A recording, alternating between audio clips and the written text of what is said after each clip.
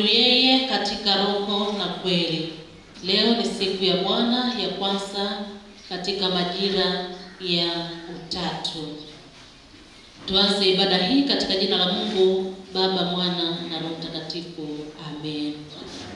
Zaburi inayotuongoza ni Zaburi ya 46 aya ya kwanza mpaka ile ya 7.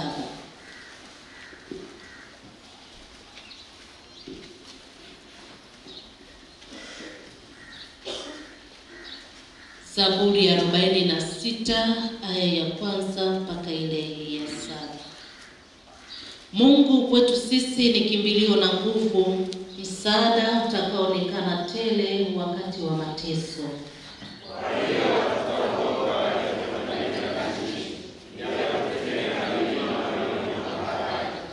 Maji yake yajapovuma na kuumuka, ijapopepesuka milima kwa kiburi chake.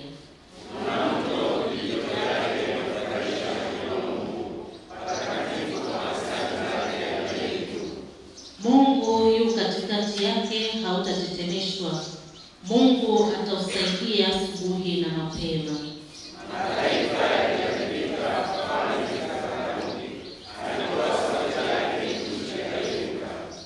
Bwana wa majeshi yu pamoja nasi, Mungu wa Yakobo ni ngome yetu.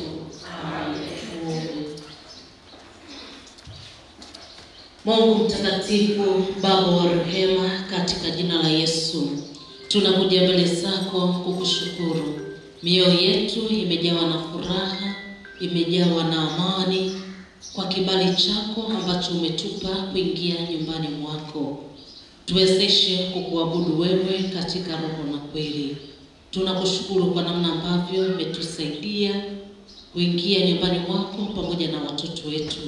Tunawakabidhi mikononi mwako, kwanza tukikushukuru kwa namna ambavyo wewe pekee umekuwa ni sababu ya wao kuwa salama. Wewe pekee umekuwa ni sababu ya kuachilia wema na fadhili zako na watoto hawa kuendelea kuwa na afya njema. Tunalibariki jina lako na kulitukuza Bwana. Tunaendelea kuwakabidhi mikononi mwako tukikiria kwamba tunakutegemea wewe pekee, ambaye katika neno lako umesema ndiwe ambaye utawafundisha na kuelekeza watoto wetu.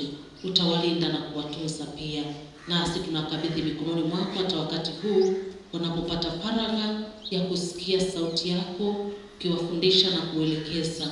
Baba, kwa wamiliki na kuwatawala miili yao na nafsi zao, ili ndani yao wakapata utulivu wa kukusikia wewe ukisema pamoja nao. Mungu Roho Mtakatifu, ninakushukuru kwa namna ambavyo umewaandaa walimu wao, nao utakwenda kuwatumia kama vyombo vyako kuweza kulitimiza shauri lako. Ninakushukuru kwa ajili ya wazazi na walezi ambao wewe pekee umeendelea kuongoza vyema. Endelea kuwabariki, endelea kuwalinda, endelea kuwasaidia, ili siku zote wakiendelee kukiri ukuu wako na uweza wako Bwana. Na wiki hii nzima tunaendelea kukabidhi mikononi mwako, tukikiri kwamba tunakutegemea wewe pekee, kiendelea kutuongoza, kiendelea kutulinda na kututunza. Ni kwa ajili ya heshima na utukufu wa jina lako takatifu nimeomba na kushukuru. Amen. Washirika tuketi. Watoto wazuri, pokeeni baraka za Bwana. Bwana akubarikie na kukulinda.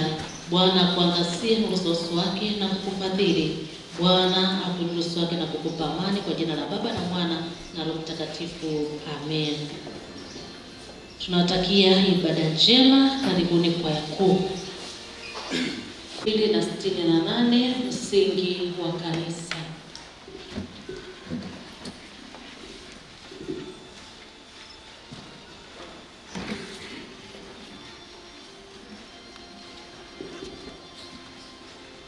Oh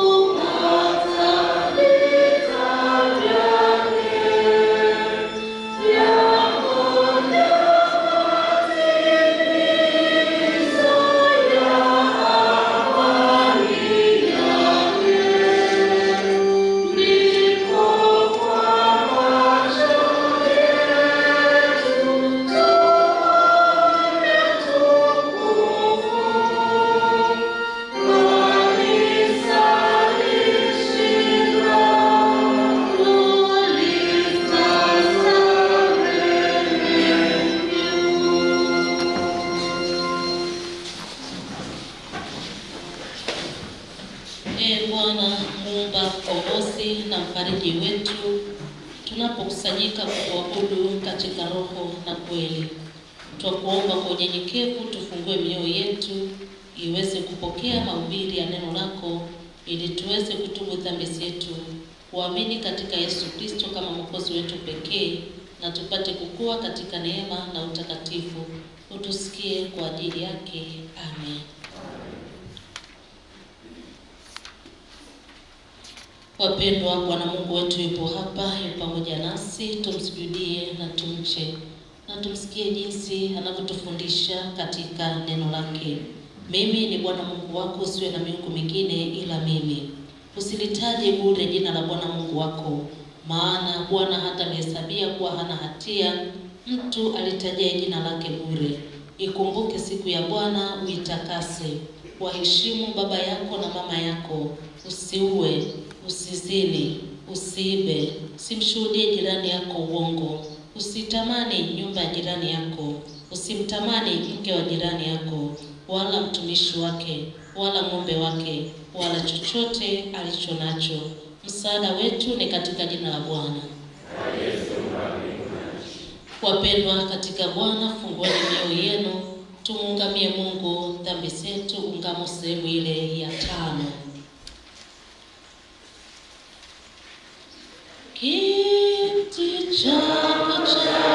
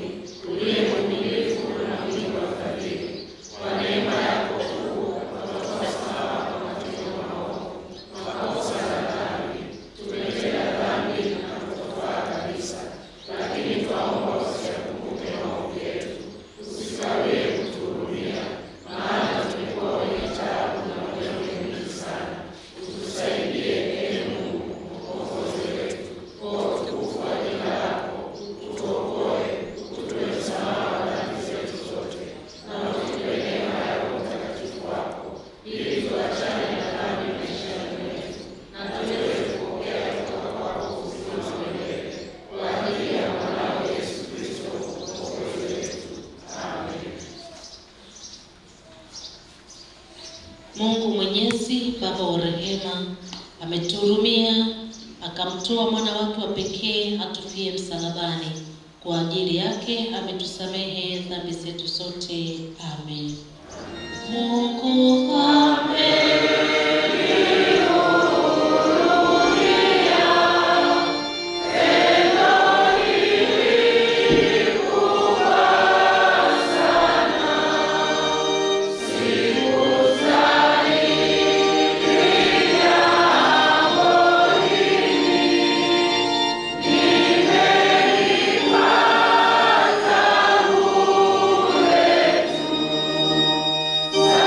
Sana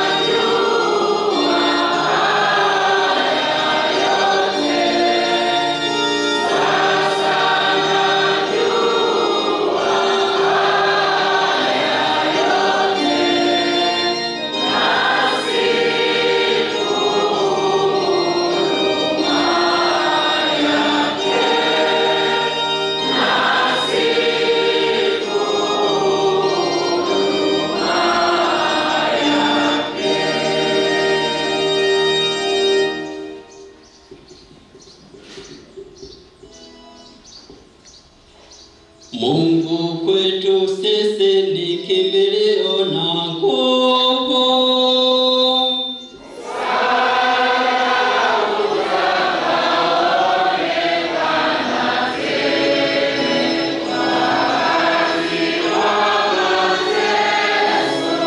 Mungu wangu mfalme nitakutukuza.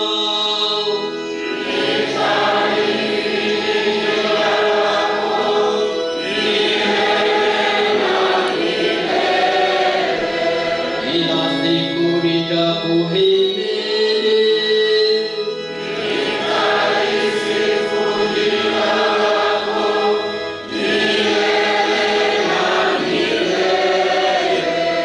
Bwana ndiye mkuu mwenye kusifiwa sana. Ukuu wake hautambuliki. Bwana, kazi zako zote zitakushukuru.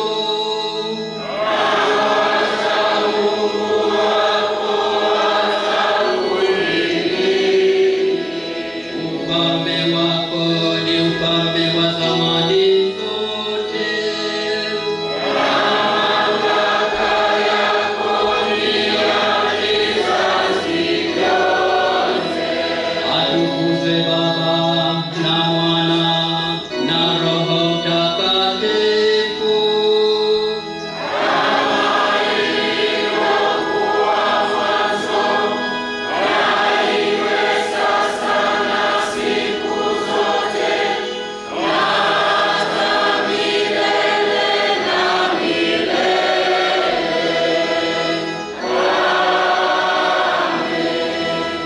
Mungu kwetu sisi ni kimbilio na nguvu.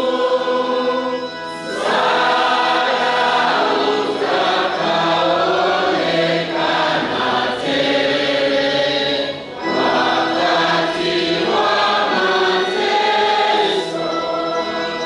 Tumwombe Bwana katika amani.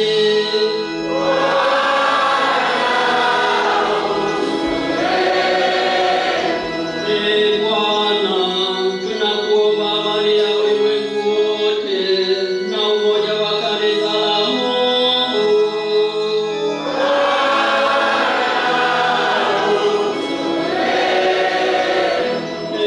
Bwana, tunaombea watu wanaingia nyumbani mwako wanaokuabudu na kukusifu.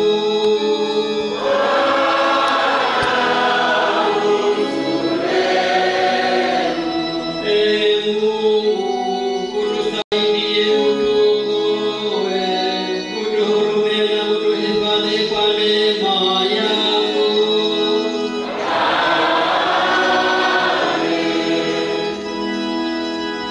Utukufu ni wa Mungu juu mbinguni.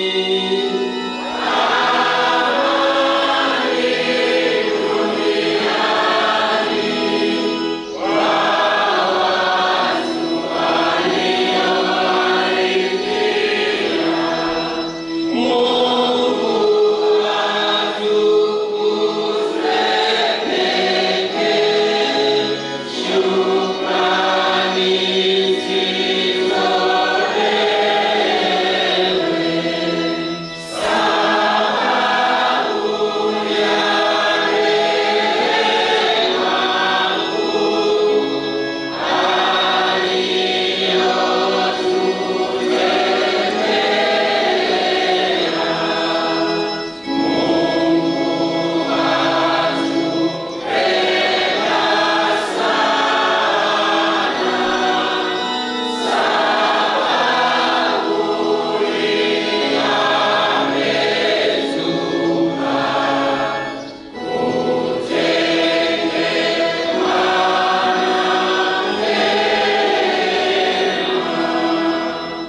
Bwana akae nani.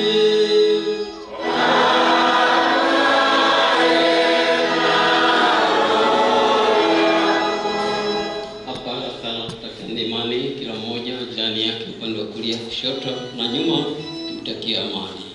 Tutakiane amani.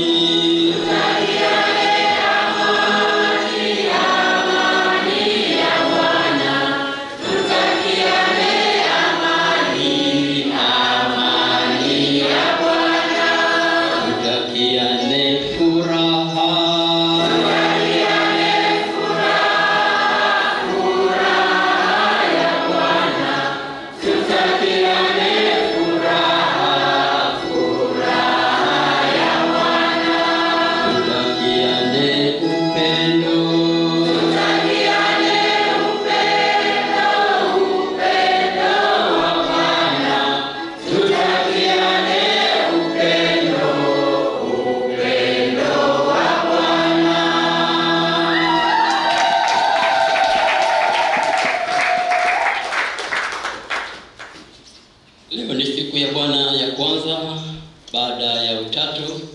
Aya ya siku inasema, Yesu aliwaambia wanafunzi wake, awasikilizaye ninyi anisikiliza mimi, naye awakataaye ninyi anikataa mimi. Tuombe.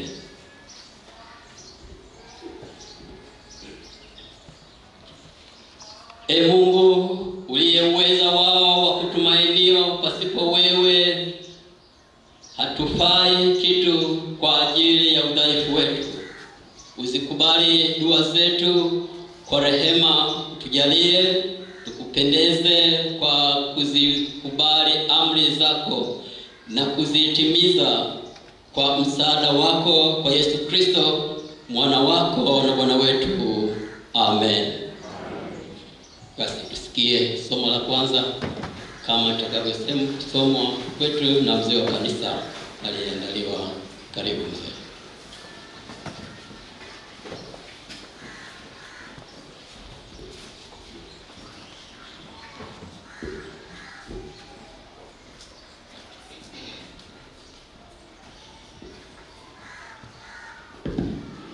Bwana Yesu asifiwe. Amen. Yesu asifiwe sana. Amen. Somo la kwanza linatoka waraka wa pili wa Mtume Paulo kwa Korinto, mlango wa 2 mstari 5 ya kwanza. Wa Korinto wa 2 mlango wa 2 mstari 5 ya kwanza. Nasoma katika jina la Bwana.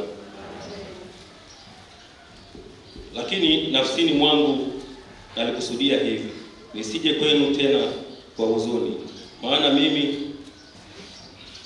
nikiwatia huzuni, basi ni nani anifurahishaye mimi ila yeye ahuzunishaye nami? Nami naliwaandikia neno hilo ili nijapo nisitiwe huzuni na wale ambao ilinipasa kuwafurahia, nikiwatumaini ninyi nyote kwamba furaha yangu ni yenu nyote pia. Maana katika dhiki nyingi na taabu ya moyo niliwaandikia na machozi mengi, si kwamba mhuzunishwe, bali mpate kujua upendo wangu nilio nao kwenu jinsi ulivyo mwingi. Mstari wa 5. Lakini iwapo mtu amehuzunisha, hakunihuzunisha mimi tu, bali kwa sehemu, nisije nikalemea mno. Amehuzunisha ninyi nyote. Amen. Hili ndio neno la Bwana. Tutasoma tena kwa Korinto kwanza mlango wa 2 mstari wa kwanza hadi mstari wa 5.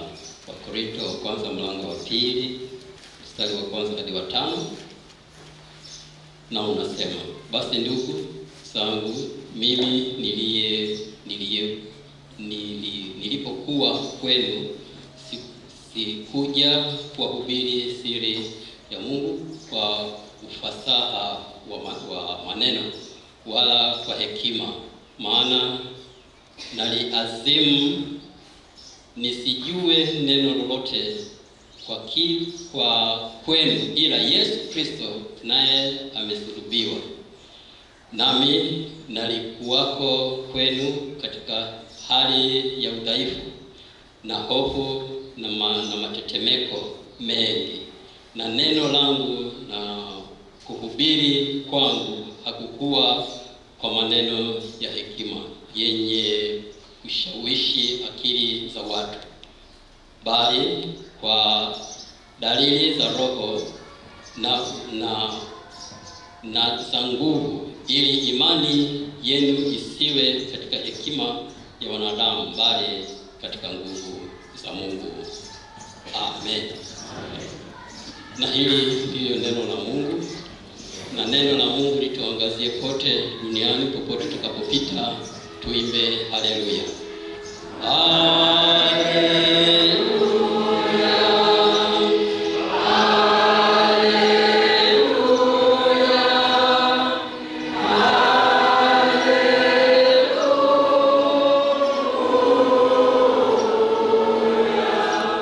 Tukiri imani ya Kikristo, imani inayotuunganisha sote ulimwenguni, imani ile ya kimitume.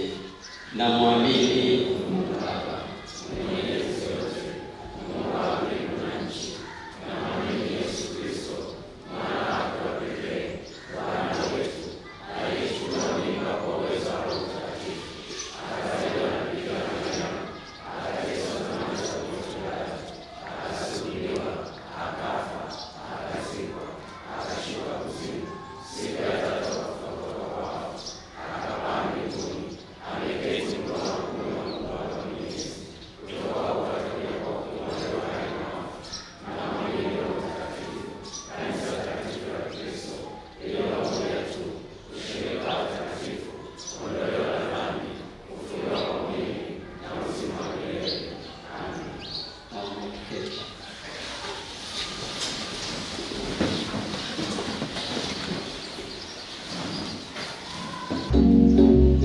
Twende makofi yote kwa pamoja, twende tupige Bwana. Yes.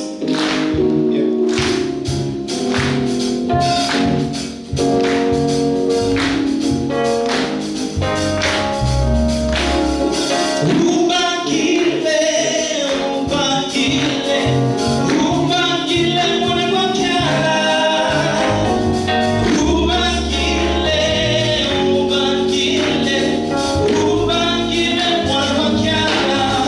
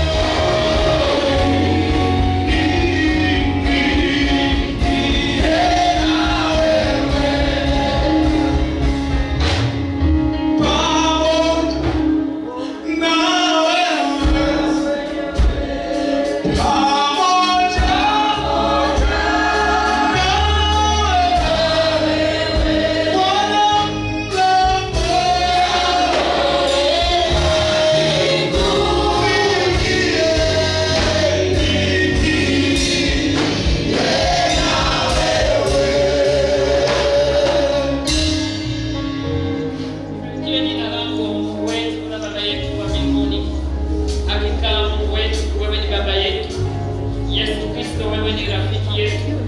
Baba, katika jina la Yesu Kristo wa Nazareti, tunasogea mbele zako Jehova. Tunakuinua tukikutukuza Mungu. Tunalihimidi jina lako lenye uweza na nguvu na mamlaka. Kwa jina hilo Mungu tunaendelea kushuka na kunyenyekea kwako. Sisi tulio watoto wako na wenye baba yetu, tunanyenyekea kwako Jehova, tunakuheshimu. Tunakuinua, tunakutukuza, tunakuabudu, tunalihimidi jina lako. Tunaliadhimisha jina lako Jehova. Tunaliadhimisha jina lako Mungu. Acha tukuadhimishe wewe. Acha tukuinue Jehova. Kupitia ibada hii, kupitia maisha haya. Baba Mungu, wewe umetupa. Acha tukuinue Mungu. Acha tukutukuze Jehova. Tumetambua neema yako. Tumetambua ukuu wako kwenye maisha yetu. Tumekutambua Mungu mwenye mamlaka. Tumekutambua Mungu ndiye yote katika yote. Tumekutambua Mungu ndiye kimbilio na msaada na nguvu yetu kwenye maisha yetu. Tumekutambua Mungu ndiye kiongozi katika kila hatua ya maisha yetu. Acha tukuinue Mungu. Acha tukutukuze Jehova. Acha tulitukuze jina lako. Acha tukuabudu Mungu. Acha tukushukuru Jehova. Kuna kila sababu ya kukushukuru Mungu. Asante kwa upendo wako. Asante kwa rehema yako. Asante kwa neema yako kuna ya ajabu. Mungu umeendelea kujifunua kwenye maisha yetu. Asante kwa Yesu unayejifunua kwenye maisha yetu kwa namna ya ajabu. Na kwa namna hiyo hiyo ya ajabu ndio maana tuko. Tuko hai tunakuta pumzi hii na kuifunua. Baba, na kwa neema yako. Tunakushukuru Jehova. Asante kwa ajili ya watoto wako Mungu, wa kike na wa kiume, Bwana, ambao umewakusanya kutoka kwenye familia mbalimbali, kutoka pande zote, Mungu, ukawaleta mahali hapa, ukawasogeza kwako ili useme nao, ili wahudumie. Asante Mungu, Roho Mtakatifu.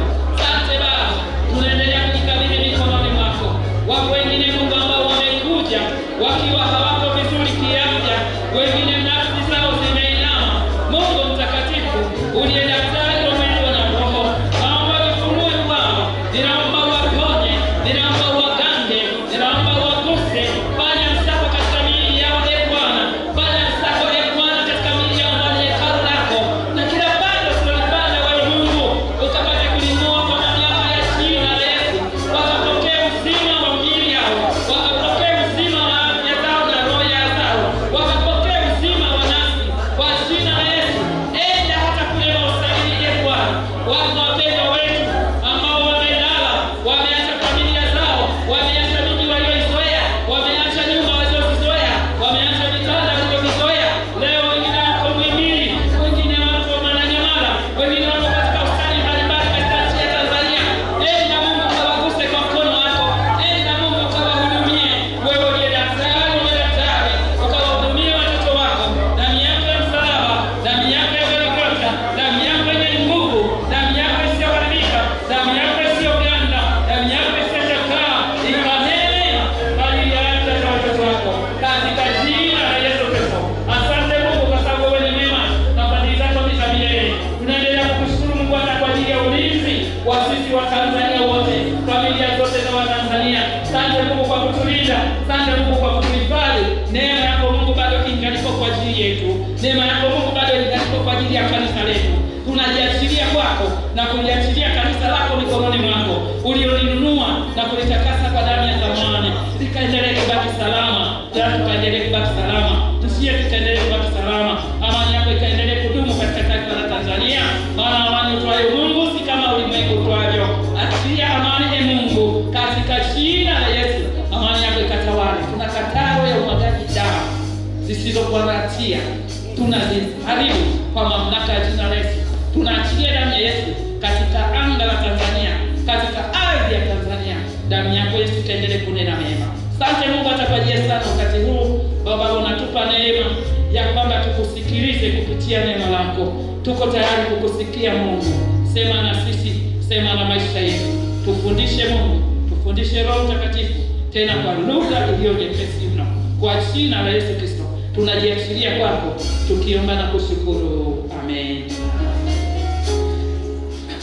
Kwa maana jinsi hii Mungu aliupenda ulimwengu hata akamtoa mwana wake wa pekee, ili kila mtu amwaminie asipotee, bali awe na uzima wa milele. Amen.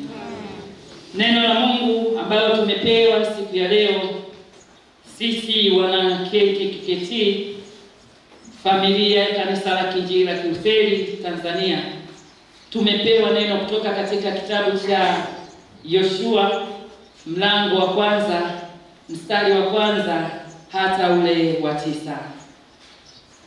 Neno la Mungu tunalipata kutoka katika kitabu cha Yoshua mlango ni ule wa 1 aya ya 1 hata ile ya 9. Neno la Mungu ambalo tumepewa siku ya leo sisi wana KKKT linatoka katika kitabu cha Yoshua mlango wa 1 aya ya 1 hata ile aya ya 9. Nitasoma kwa msaada wa Mungu.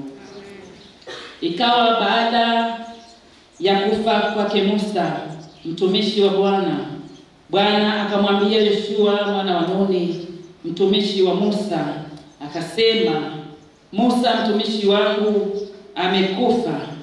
Haya basi, ondoka, vuka mto huu wa Yordani, wewe na watu hawa wote, kaende hata nchi niwapayo wana wa Israeli. Kila mahali mtakapopakanyaga nyayo za miguu yenu nimewapa ninyi, kama nilivyomwapia Musa.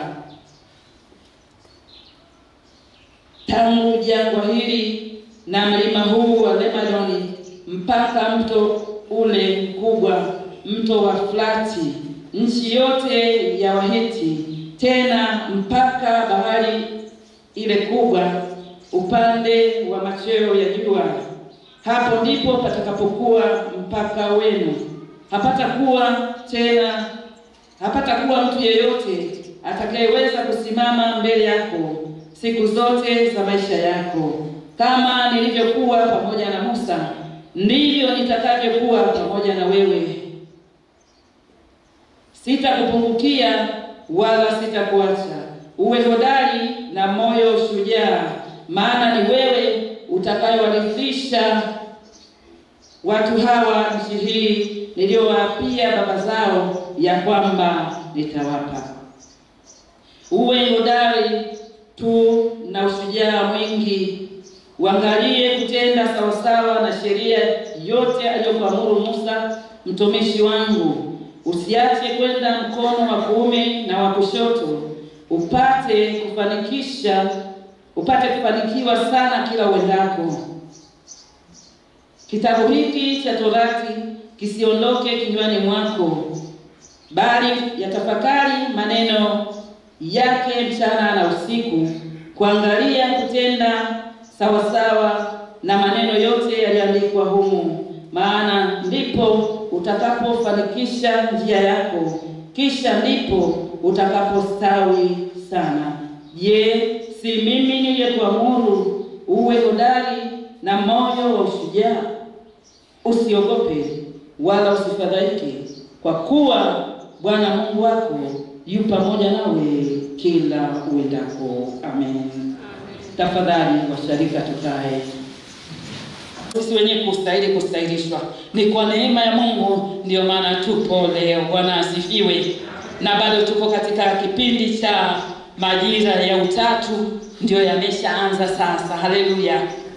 Nani nani nana, nani nani nana, nani ni nana, nani nani nana, nani ni nana, nani nani nana, nani ni nana, nani nani nana. Mungu wa utatu, Mungu Baba, Mwana, Roho Mtaka, umekamilika. Upendo wako umezidi vyote, baraka zako zimejaa neema. Nani nani nana, nani nani nana, nani ni nana, nani nani nana, nani ni nana, nani nani nana, oh nani ni nana, nani nani nana. Mungu wa utatu, Mungu Baba, Mwana, Roho Mtakatifu umekamilika, upendo wako umejaa yote, baraka zako zimejaa neema.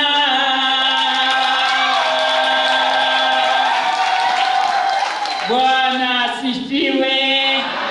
Bwana Yesu asifiwe. Ni majira ya utatu, usije ukasema nje anaimba sana. Alafu bahati mbaya sasa, mimi niliandaliwa kuimba tangu nikiwa Kinondoni pale, sheka Kinondoni mdogo. Kwa hiyo uimbaji huko damuni, mnisamehege bure tu. Bwana asifiwe. Ibada hii mnisamehege ghafla tu. Bwana asifiwe. Leo ni sikukuu. Ni sikukuu leo. Kwanza tumepewa neno kuu linalosema tushike sana maungamo yetu. Tushike sana maungamo yetu. Baba uliyekaa hapa, mama uliyekaa hapa, kijana uliyekaa hapa, binti uliyekaa hapa, message hii inakuhusu wewe kama wewe binafsi, kwamba ushike sana maungamo yako. Ni maungamo yepi hayo? Ni wakumbushe kidogo, wakati tukiwa darasani kipaimara wote tumepita hapa, na wengine labda wako Nikodemu wanajifunza, lakini ambao tumepita kuna ahadi ambayo tuliahidi, ile ahadi ya ubatizo ambayo inasema mimi namkataa shetani na kazi zake zote na mambo yake yote, najitoa kuwa wako, Mungu Baba, Mwana na Roho Mtakatifu. Kila mmoja kwa kinywa chake alikiri. Sasa leo tunakumbusha kwamba tuyashike sana maungamo yetu. Itasikitisha kwamba ulisimama kwenye madhabahu, kama ulikuwa ni mkoani kwako au ulikuwa kwenye sharika wote katika Dayosisi ya Mashariki na Pwani, ulikuwa umeahidi kwamba unamkataa shetani, lakini matokeo yake imekuwa kinyume. Kimoyomoyo unasema namkataa shetani, lakini kiuhalisia unasema namkubali shetani. Na wakati mwingine umeacha njia ya Mungu kwa sababu umekiri kwamba unamkubali shetani, basi umegeuka ili uwe wake. Leo nakumbusha kwamba uyashike sana maungamo yako. Bwana Yesu asifiwe. Bwana asifiwe. Tuyashike sana maungamo yetu. Leo kama nilivyosema ni sikukuu, na kama tunavyofahamu ni sikukuu ya KKKT kama kichwa kinavyoeleza kwenye kalenda zetu za KKKT. Ni mwezi wa Juni, ni mwezi ambao KKKT ilizaliwa rasmi. Kwa hiyo mwezi huu ni birthday ya kanisa letu. Haleluya.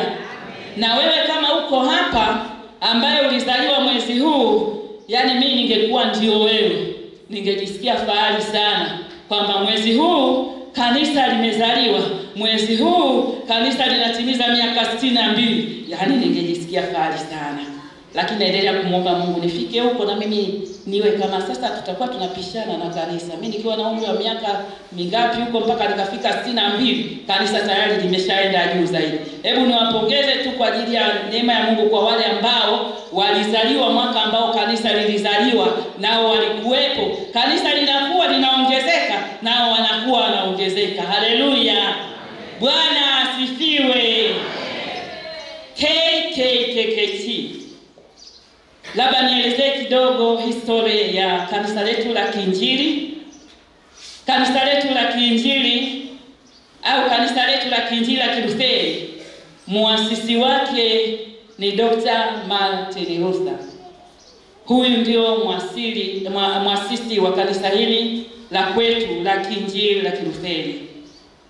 Martin Luther alizaliwa tarehe 10 ya mwezi Novemba mwaka 1483 na akabatizwa kesho yake tarehe 11 mwezi huo wa 11.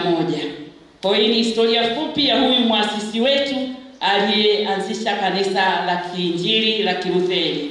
Lakini kadri Mungu alivyoendelea kuwazia mema watu wake na kutuwazia mema tuliokuwa tuko Tanganyika, akaamua kuwatuma watu ambao ni wamisionari. Tunaambiwa kwamba wamisionari walikuja nchini kwetu miaka 100 zaidi ya 100 iliyopita.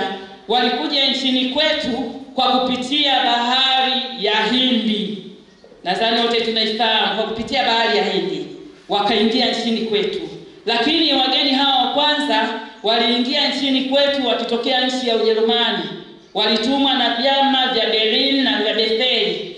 Lengo kubwa ilikuwa ni kuja kuleta habari njema zinazohusu Yesu Kristo, habari njema zinazomhusu Mungu, wakatuletea na sisi. Naamini kabisa walikuwa wamekaa, wakapanga, wakatafakari, wakazungumza kwa pamoja, wakania mamoja, na wakawa tayari kutoka huko kwenye nchi yao kwa ajili ya kutujia sisi huku, ili kuja kutuelewesha na kutufahamisha kwamba huyu Yesu ni nani, kutuelewesha na kutufahamisha kwamba huyu Mungu ni nani. Kwa hiyo walikuja, lengo lao kuhubiri Injili, na tunaambiwa katika kuhubiri Injili kwao watu wengi waliongoka au waliokoka, na waliompokea Yesu basi walibatizwa. Na katika kubatizwa makanisa yaliongezeka, kanisa liliendelea kuongezeka na sharika zikaundwa. Kwa hiyo tunaambia kwamba kulikuwa na makanisa 7 ambayo leo hii ndio yaliokuwa mwanzilishi wa hii KKKT sasa, kanisa la Kiinjili la Kilutheri Tanzania. Sasa tunaambia kwamba hawa viongozi, wachungaji, wainjilisti kutoka ng'ambo pamoja na wenyeji wao waliweza kuona kuna umuhimu wa kukutana mara kwa mara. Hawakuleta Injili tu wakaenda kutulia kwao. Hawakuanzisha kanisa huku na sharika zikaanzishwa wakaziacha wakazitelekeza wakaenda kutulia kwao. Kwa umoja ule ule wakakubaliana kwamba kuna umuhimu wa kukutana kila mara. Ni kwa nini wanakutana? Ni kwa sababu wanakutana ili waweze kujengana, ili waweze kutathmini kwa habari ya kazi ya Mungu, lakini waweze kutathmini kwa habari ya maendeleo ya sharika ambazo zimeanzishwa. Kwa tunaona kwamba walikutana mara kwa mara hawa viongozi pamoja na wenyeji wao. Na viongozi hawa, wawakilishi wa makanisa yale 7, ilikuwa ikiitwa sinodi wakati huo, waliweza kukutana tena mwaka 1938. Na walipokutana sasa wakakubaliana kwamba wakaamua kuunda fungamano la makanisa ya Kilutheri. Ikawa hivyo. Lakini wakakutana tena mwaka 1963. Na walipokutana sasa wakasema kwamba wakati huu tunapaswa kuwa na kanisa moja. Bwana asifiwe. Tunapaswa kuwa na kanisa moja. Ilikuwa ni mpango mkakati huu, kama sisi tulivyokuwa na mpango mkakati wa usharika wetu. Huo nao ulikuwa mpango mkakati. Kwa hiyo wakasema sasa tunapaswa kuwa na kanisa moja. Na kanisa hili linaitwa Kanisa la Kiinjili la Kilutheri Tanzania. Lakini wakati huo Tanganyika ilikuwa ni Tanganyika na ilikuwa haijaungana na bara. Na kwa sababu mwaka uliofuata ulikuwa mwaka 64, wakaona katika ulimwengu wa roho inabidi tuite Tanzania baadaye. Wakaita Tanzania. Kwa hiyo muungano unaingia, tayari taifa letu linaitwa Kanisa la Kiinjili la Kilutheri Tanzania. Bwana Yesu asifiwe. Bwana asifiwe.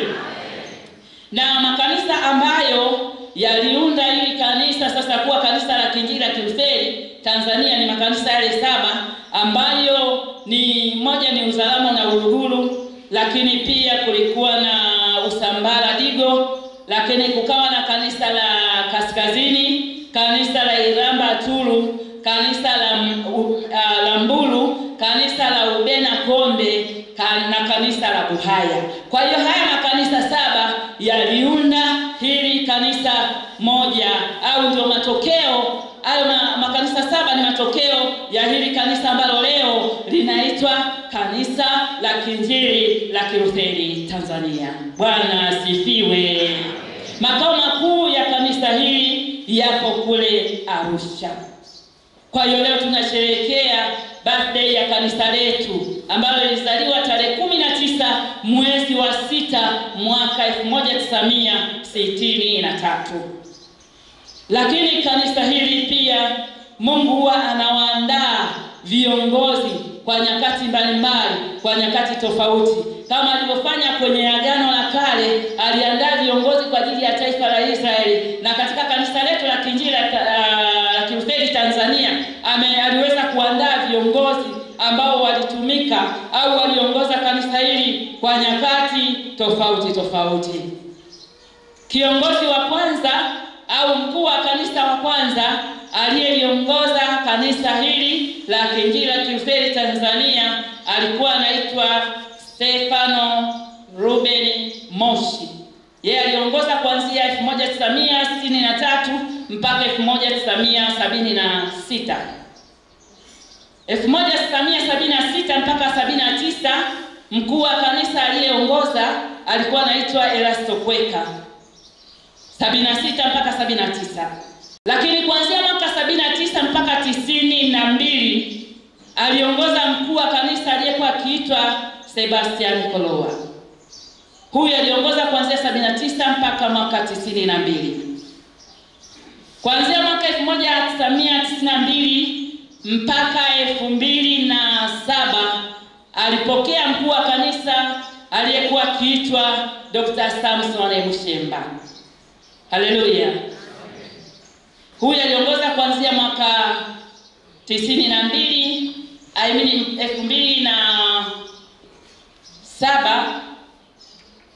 2007 mpaka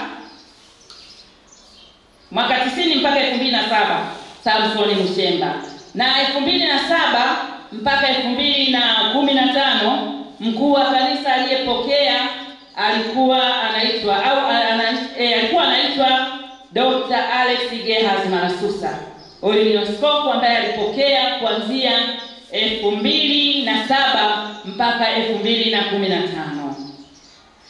Na 2015 mpaka tarehe 20 mwezi wa kwanza mwaka 2024 aliyekuwa ameshika uongozi wa kanisa hili la Kiinjili la Kilutheri Tanzania alikuwa ni Askofu Dr. Frederick Shaw.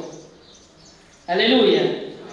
Na tarehe 21 mwezi wa kwanza mwaka 2024 mpaka leo hii tarehe 22 mwezi wa 6 mwaka huu 2025 na kuendelea, tunaye mkuu wa kanisa ambaye ni Dr. Alex Gehazi Malasusa.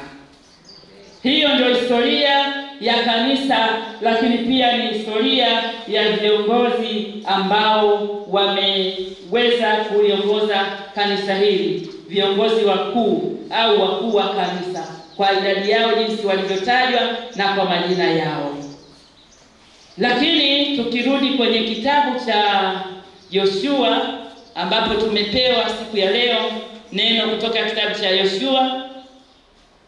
Kitabu cha Yoshua, huyu Yoshua anayezungumziwa, yaani kitabu cha Yoshua kinahusiana na mambo mbalimbali ambayo yalikuwa ni ya utekaji, lakini pia tunaambiwa katika kipindi hicho sasa ambacho kulikuwa na hilo taifa la Israeli, kiongozi ambaye waliongoza wafalme mbalimbali, lakini baadaye akaletwa kiongozi ambaye ni Musa, ambaye naye aliongoza taifa la Israeli kwa muda ambao Mungu alimkusudia kuliongoza. Mlango wa 34 tunaambiwa ilifika wakati Musa alipanda kule Nebo, katika mlima Nebo, na Mungu alikuwa pamoja naye. Kumbuka Mungu alikuwa pamoja na Musa nyakati zote na aliwasiliana naye ana kwa ana ili wana Israeli waweze kusimama sawa sawa, waweze kusonga mbele, waweze kumtazama Mungu katika kila wanapopita na maisha wanayoishi, pamoja na kwamba walikuwa kule utumwani, lakini Mungu alimuinua Musa kwa ajili yao, ili pia Mungu alijiunganisha na Musa ili aweze kukutana na wana wa Israeli. Tunaona kuna wakati Musa, wana wa Israeli walipolalamika, kumbuka walikuwa kule Misri, walikuwa kwenye nchi ya utumwa, walifika mahali walimalalamikia, walifika mahali walikata tamaa, lakini Musa akawa anawatia moyo. Anawaambia kwa mfano ile 14 Kutoka, anasema Bwana atawapigania ninyi nanyi mtanyamaza kimya. Kwa hiyo aliwatia moyo, akawatia moyo, nao wakawa wanaendelea kumtazama Mungu, lakini wanapochoka wanarudi kwenye manunguniko. Na kuna wakati mwingine Musa alikuwa anaondoka, anaenda kuchukua maelekezo kwa Mungu. Huku nyuma tunaambiwa walitengeneza ndama ili wamwabudu. Tunaona kwamba waliona kwamba Musa amechelewa, na kwa sababu amechelewa wakaona sasa wajitengenezee ndama usalama wa kwao. Inawezekana huyo Mungu kwa hayuko, mbona Musa amechelewa? Wakaamua kufanya hilo, lakini bado Musa alirudi, aliendelea kuwakusanya, aliendelea kuwatia moyo. Sasa katika mlango wa 34 Mungu anamchukua Musa, anampeleka, anakutana naye katika ule mlima Nebo kule Moabu. Anamwambia kwamba nchi ambayo nimewaahidia watu wangu, nchi niliyowaahidia watu wangu kwamba wataifikia ni pale. Kwa hiyo Musa akauangalia ule mji kwa mbali na akamwambia hautauingia. Ni kwa nini alimwambia hutauingia? Ni kwa sababu tayari Musa aliacha kuwa mtii, akawa na kiburi. Sasa na Mungu hakupendezwa na hilo, akamwambia hautaingia ule mji. Watakaoingia ni Yoshua na Kalebu. Wakati huo Yoshua tunaambiwa katika masomo ambayo tumesoma kwamba alikuwa ni msaidizi wa Musa. Kwa hiyo maana kuna mengi ambayo na Yoshua naye alikuwa akiyashuhudia. Wakati wanamwambia Musa hutaingia pale, atakayeingia ni Yoshua na Kalebu. Huku tayari Mungu alishamwandaa Musa. Sasa tunaambiwa kwenye hii mistari kwamba Mungu anaongea na Musa, sasa anaongea na Yoshua kwamba mtumishi wangu Musa amekufa. Kumbuka Musa aliambiwa hata paingia pale. Kumbuka Mungu alimwambia Musa hautavuka mto Yordani, na ni kweli ya kuvuka. Tunaambiwa kwamba Mungu alimzika mwenyewe na kaburi lake mpaka leo halijulikani lilipo. Lakini Mungu anajua. Kwa hiyo sasa Mungu alikuwa amemwandaa Musa, alikuwa amemwandaa Yoshua kwamba yeye apokee kijiti sasa, apokee majukumu sasa ya kuliongoza taifa la Israeli. Na Musa alikuwa ni mtumishi wa Yoshua alikuwa ni mtumishi wa Mungu na alikuwa ni mwaminifu na alikuwa ni mtii. Kwa hiyo Mungu akawa amemwandaa kwa mazingira hayo ya uongozi. Bwana asifiwe. Musa anapokea kijiti, analijua sana taifa la Israeli jinsi lilivyo. Lakini sasa Mungu anamwambia hivi, uwe na moyo mkuu, uwe hodari na ushujaa, mimi nitakuwa pamoja nawe. Nenda tu. Kwanza anamwambia vuka uende, wewe pamoja na watu hawa wote. Nenda mpaka ile nchi ambayo nimeahidi kuwapa wana wa Israeli. Uende pamoja na watu wote.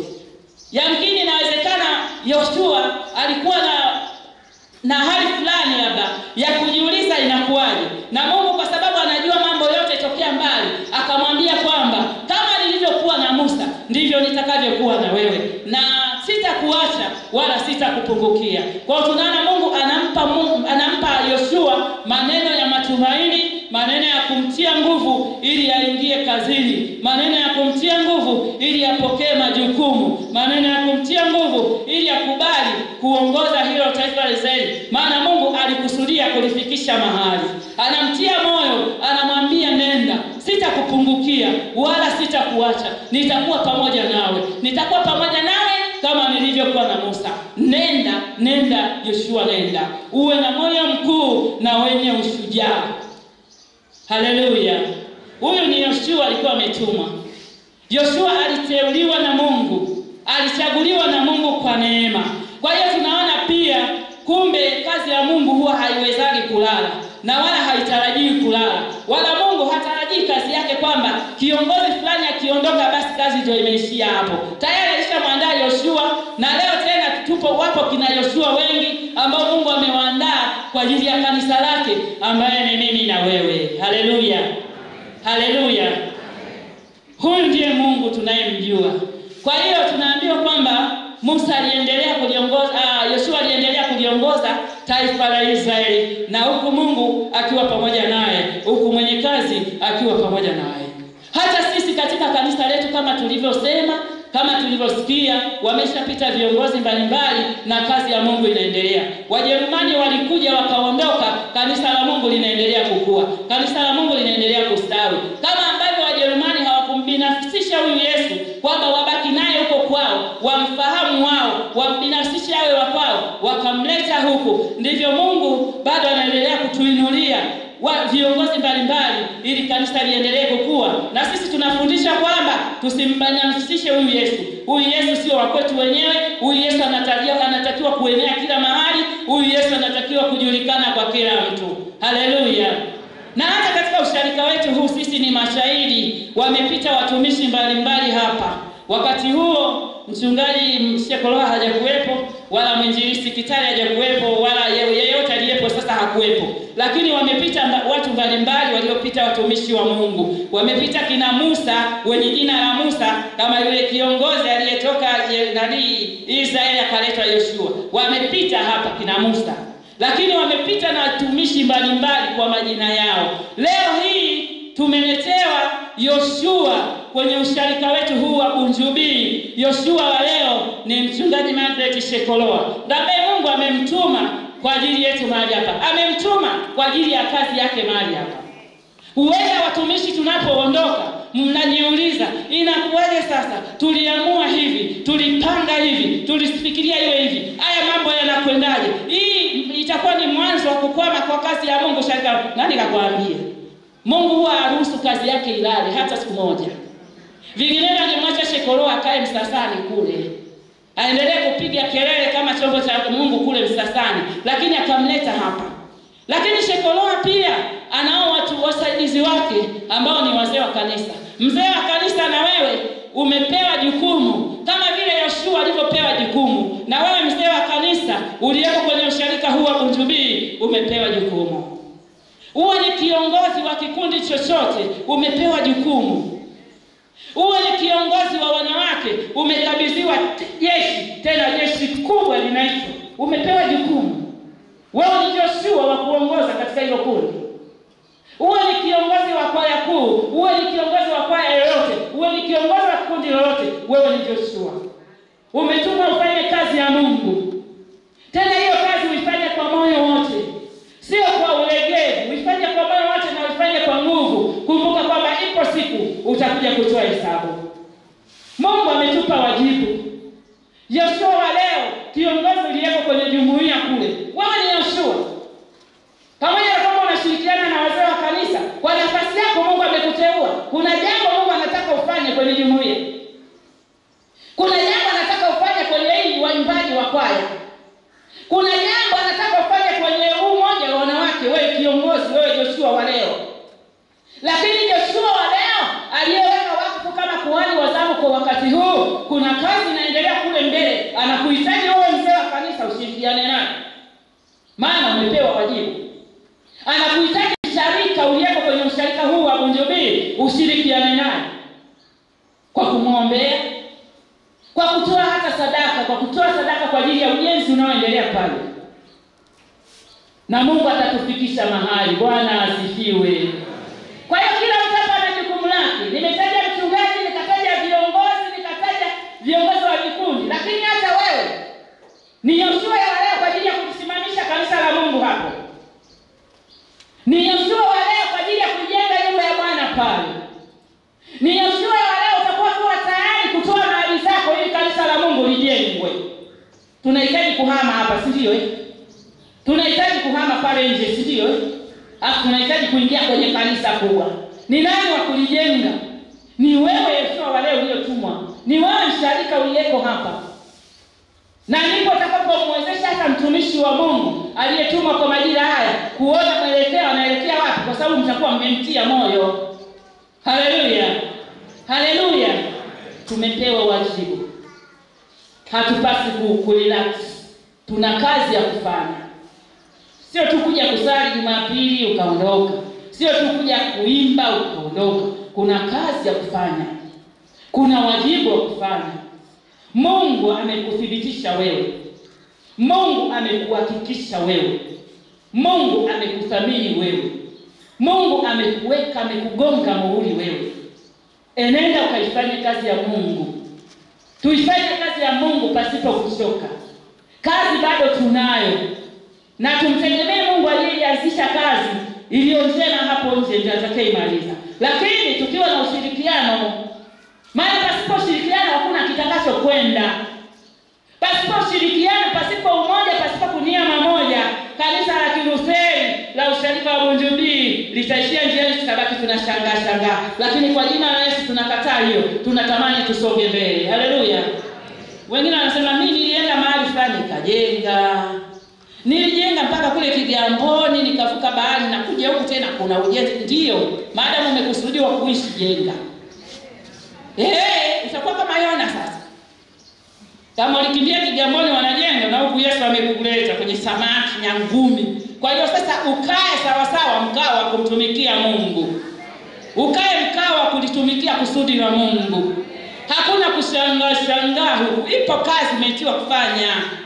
Sio uje umsikilize Ngondi anaimba nyimbo, anaimba pambio, umshangae, umwangalie. Wakati mwingine hata makofi upige wala ushangilie. Huyu bwana anaimba sana. Sio tulichokuleta hapa. Tuna kazi, tuna wajibu ambao umetuleta kutuifanye kazi ya Bwana. Kanisa la Mungu liendelee kukua na watu wengi waendelee kuongezeka. Lile kanisa takalojenga liweze kujaa na nafasi isitoshe tena, na ikiwezekana Mungu atupe na mahali pengine tufunguage na mitaa. Haleluya. Haleluya. Kanisa la Kiinjili la Kilutheri Tanzania, neno kama lilivyosema, tushike maungamo. Tushike sana maungamo yetu.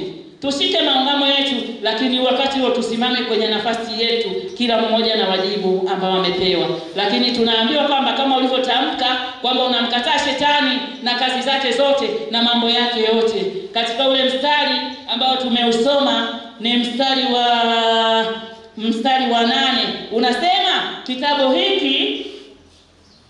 hiki cha Torati kisiondoke kinywani mwako, bali uyatafakari maneno yake mchana na usiku, na kuangalia kutenda sawa sawa na maneno yote yaliyoandikwa humo. Na amani ya Mungu ipitayo akili zote iwahifadhi mioyo na nia zenu katika Kristo Yesu Bwana wetu. Amen. Iende mbele injili hiyo. Aiende mbele injili ya Yesu.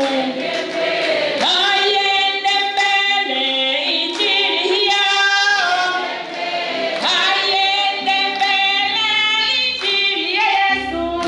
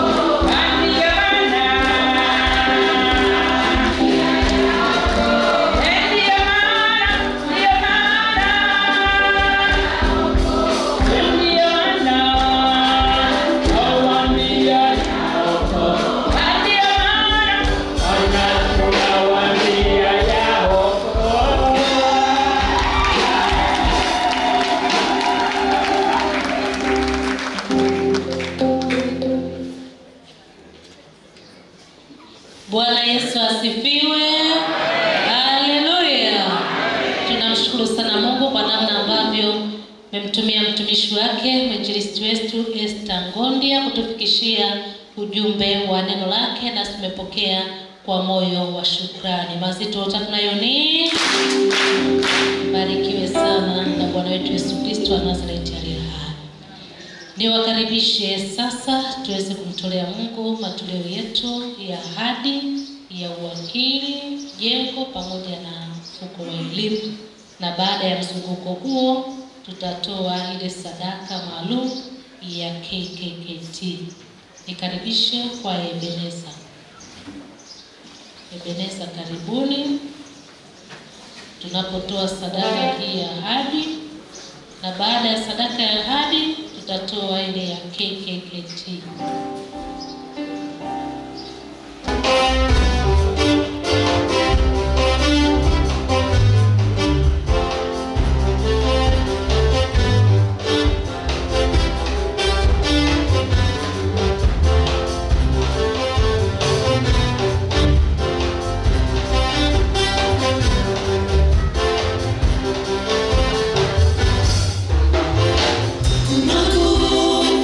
Una nguvu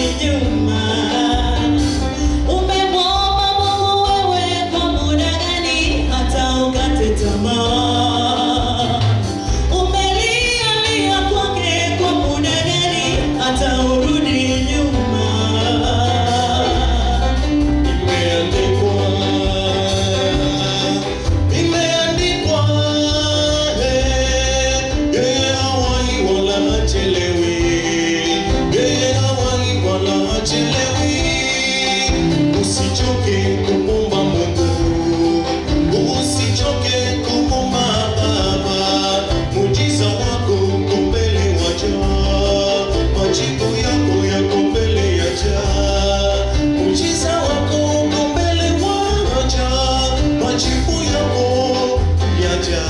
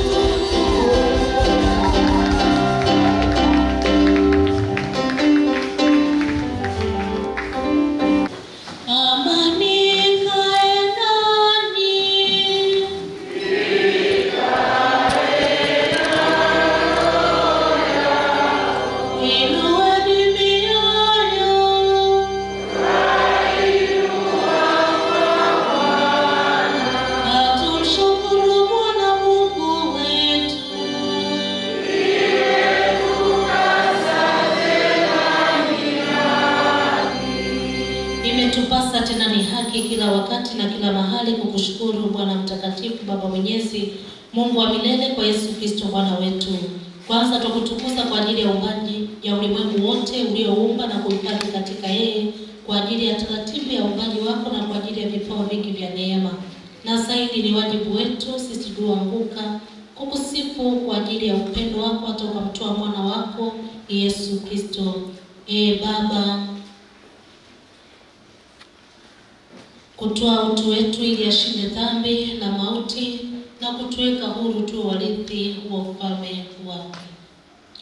Baba, tukusifu kwa Roho Mtakatifu wako, kwa kuwa ndani yake tufahamu kwamba umetutia muhuri katika ubatizo tuwe wako, ili tupate kuyatangaza matendo yako ya ajabu. Uliyetuita kutoka gizani na kutuingiza kwenye utukufu wa nuru yako. Kwa hiyo sisi nasi twajiunga pamoja na malaika wakuu na mababa, manabii, mitume na mashahidi na jeshi la mbinguni pia, twakutukuza na kukusifu daima tukiimba: Takatifu, takatifu.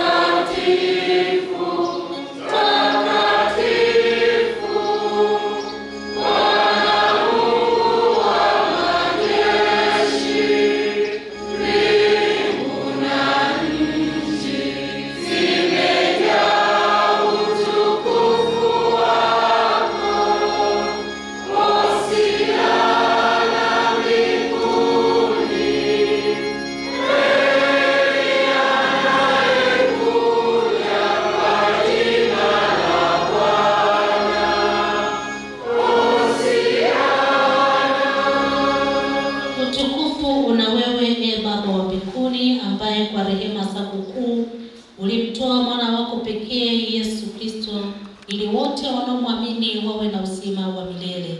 Utusikie Baba, tunakusihi, ili sisi tukiupokea mkate huu na kikombe hiki kama mwana wako alivyotuamuru, tuwe washiriki wa mwili na damu yake ya thamani kwa wokovu wetu. Kwa kuwa Bwana wetu Yesu Kristo usiku ule aliotolewa alitoa mkate, naye kisha kushukuru akaumega akawapa akisema, twaeni mle, huu ndio mwili wangu uliotolewa kwa ajili yenu, fanyeni hivi kwa ukumbusho wangu. Na vivi hivi baada ya kula akakitoa kikombe, akashukuru akawapa akisema, nyweni nyote, hii ndio damu yangu ya agano jipya imwagikayo kwa ajili yenu na kwa ajili ya wengi kwa ondoleo la dhambi. Fanyeni hivi kila mnywapo kwa ukumbusho wangu. Amen. Baba, kufa kwake twakutangaza, kufufuka kwake twakukiri, kurudi kwake twakutazamia, utukufu una wewe Bwana. Kwa hiyo Baba, twakutolea sifa na shukrani zetu kwa ajili ya mwana wako Yesu Kristo aliyejitoa msalabani kwa ajili yetu mara moja. Twakushukuru Baba kwa ajili ya kufufuka kwake kwa uweza na kupaa kwake mbinguni ambapo utuombea daima. Nao tukubali katika yeye, twakusihi, tujazwe Roho Mtakatifu wako ili tuwe na umoja katika kanisa lako ambalo unalikusanya kutoka mataifa yote. Kwa yeye na ndani yake iwe kwako Mungu Baba Mwenyezi, katika umoja wa Roho Mtakatifu, heshima yote na utukufu daima hata milele na milele. Amen. Baraka na shukrani na uweza zina Mungu wetu hata milele na milele. Amen. Tushirikiane sala ya Bwana. Baba yetu uliye mbinguni, jina lako litukuzwe, ufalme wako uje, mapenzi yako yatimizwe duniani kama yanatimizwa mbinguni. Utupe leo riziki yetu, tusamehe makosa yetu kama nasi tunasamehe wanaotukosea, usitutie majaribuni, bali utuokoe na mwovu. Kwa kuwa ufalme wako na nguvu na utukufu na hata milele. Amen.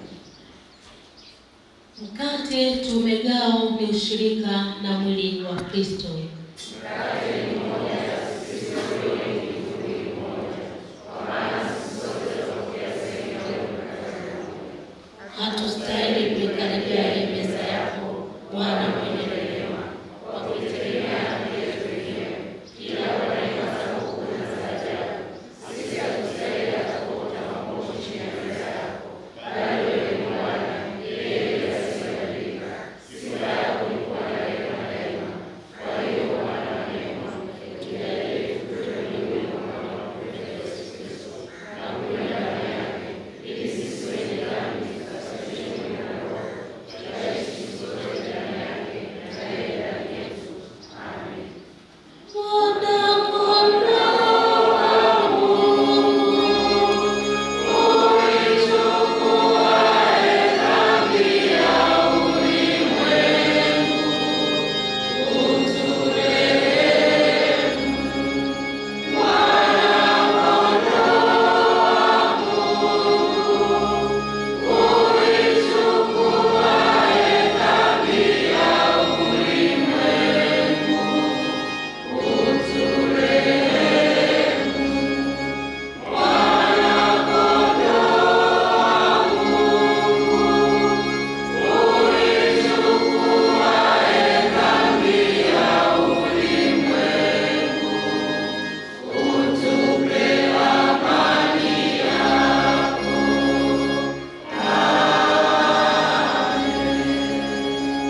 Karibuni nyote mliojiandaa, kwa maana vyote vimekwisha kuandaliwa kwa ajili yetu.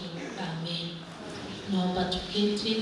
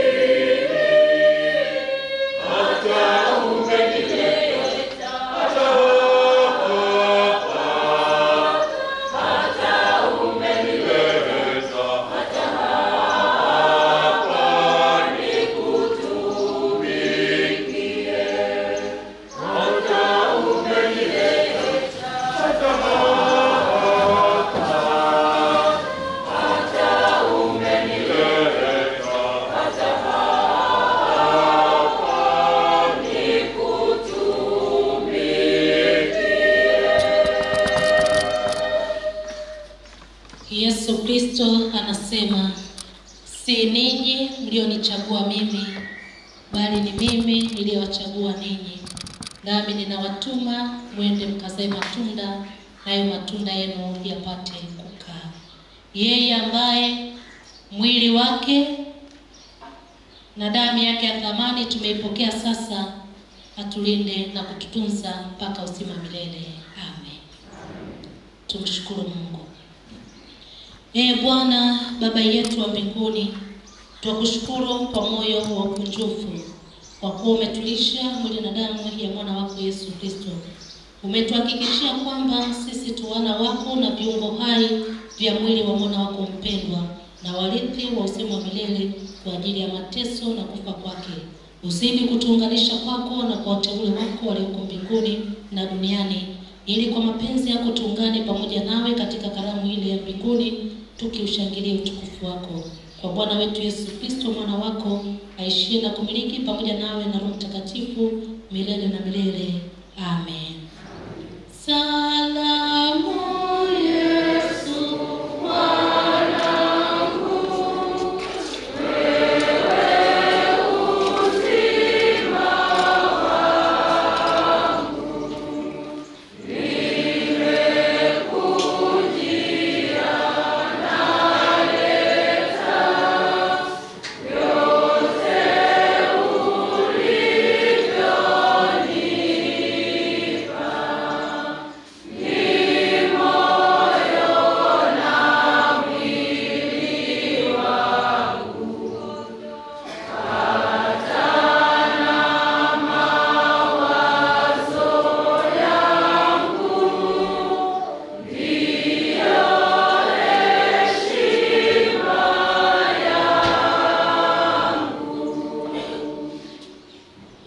Tuombe kwa ajili ya sadaka. Mungu mwenye neema na rehema, umemtoa mwanao pekee Yesu Kristo afe kwa ajili ya dhambi zetu ili tupate kuhesabiwa haki na kuwa washiriki wa Roho Mtakatifu.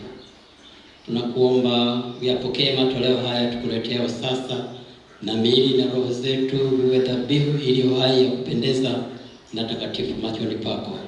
Kwa Yesu Kristo mwana wako na Bwana wetu. Amen. Nirudishie Bwana nene kwa ukarimu wake wote alionitendea. Nitakipokea kikombe cha wokovu na kulitangaza jina la Bwana. Bwana, hakika mimi ni mtumishi wako.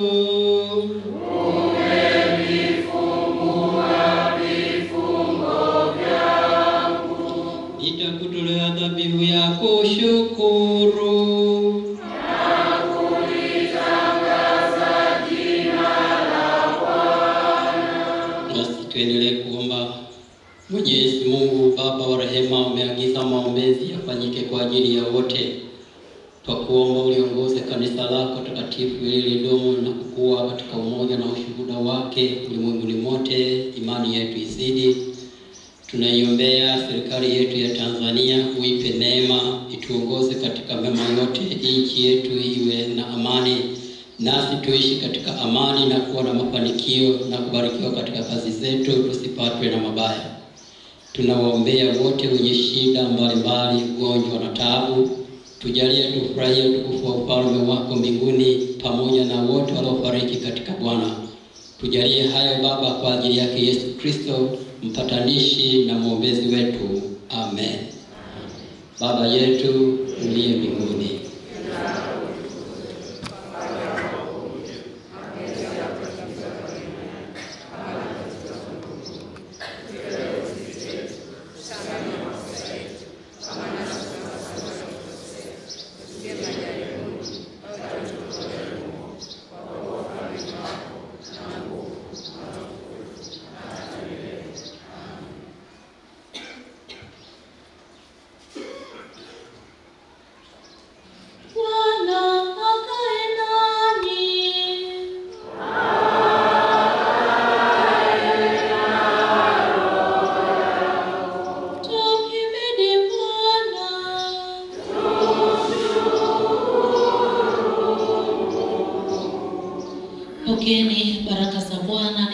nyote mnomtegemea na kumcha.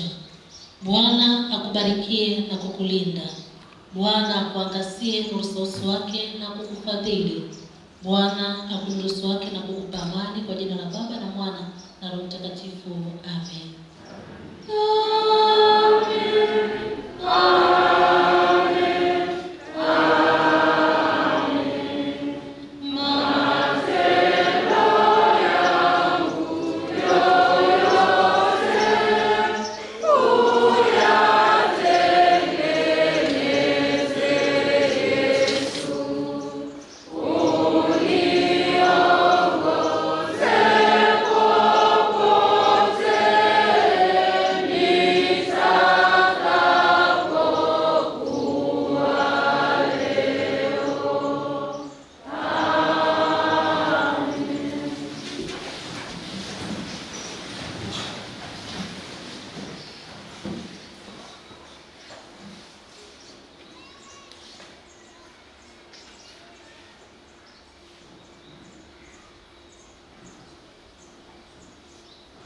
Tunakushukuru Mungu kwa kuwa unasikia maombi yetu. Amen.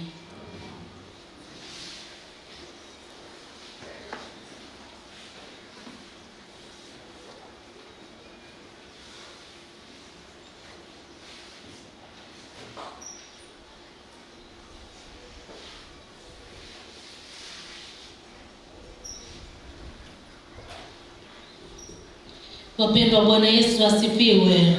Kristo apewe sifa.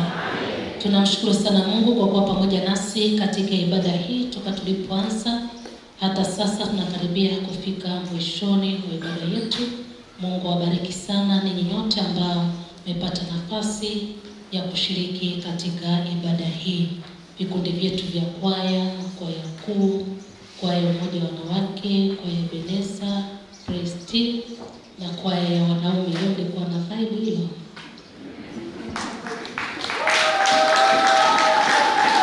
Simeona walivyotuhudumia wapendwa tulijisikia raha, furaha.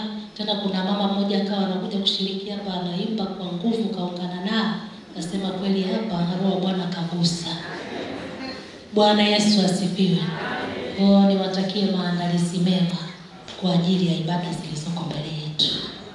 Wimbo namba 49 tunapotoka pale nje kumalizia ibada yetu na kutegemea Yesu 49.